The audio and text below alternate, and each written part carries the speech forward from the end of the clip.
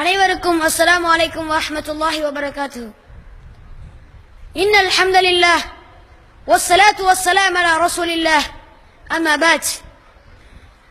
விண்ணையும் மண்ணையும் படைத்து மண்ணில் மானிடர் வாழ மறையடித்து வாழ்வழித்த ஏக இறைவனுக்கே புகழனைத்தும் அல்ஹம்துலில்லாஹ்.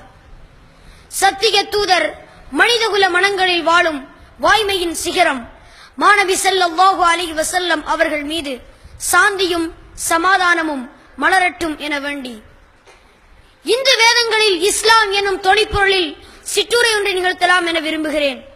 தொன்மை வேதங்களில் ஒன்றாக கருதப்படும் இந்து வேதங்கள் ஆரிய மதங்களின் குடும்ப வகையைச் சார்ந்தவையாகும். இதனுடைய உண்மையான பெயர் சனாதன தர்மம் என்பதாகும். சனாதன தர்மம் என்றால் அமைதி, சாந்தி என பொருள்படும். இஸ்லாம் என்றாலும் சாந்தி, சமாதானம், அமைதி என்பதை நாம் புரிந்திருக்கின்றோம். இவர்களுடைய வேத புத்தகங்களாக ரிக்வேதம், யஜுர் வேதம், சாமவேதம், அதர்வண வேதம் போன்றவைகள் காணப்படுகின்றன.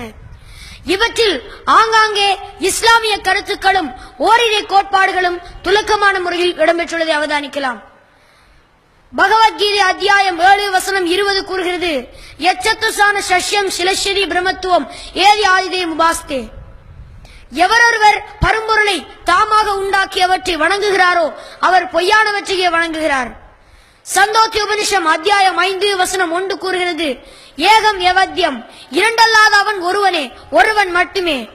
ஸ்வேதாஸ்வதார உபனிஷம் அத்தியாயம் 6 வசனம் 9 கூறுகிறது, நகஸ்வகஞ்சிக் ஜானித நதிப்பா, அவனுக்கு பெற்றோர்கள் இல்லை, அவனுக்கு அதிபதியும் இல்லை. ஸ்வேதாஸ்வதார உபனிஷம் அத்தியாயம் 4 வசனம் 19 கூறுகிறது, நதஷ்ய வரதிமா அஸ்தி, அவனுக்கு ஒப்பாக யாரும் இல்லை, அவனின் புகழும் கீர்த்தியும் மிக பெரியது. நதஷ்ய பரதிமா அஸ்தி யஷ்ய நாமமகம் யசாஉ, அவன் தனித்தவன், புகழுடையவன்.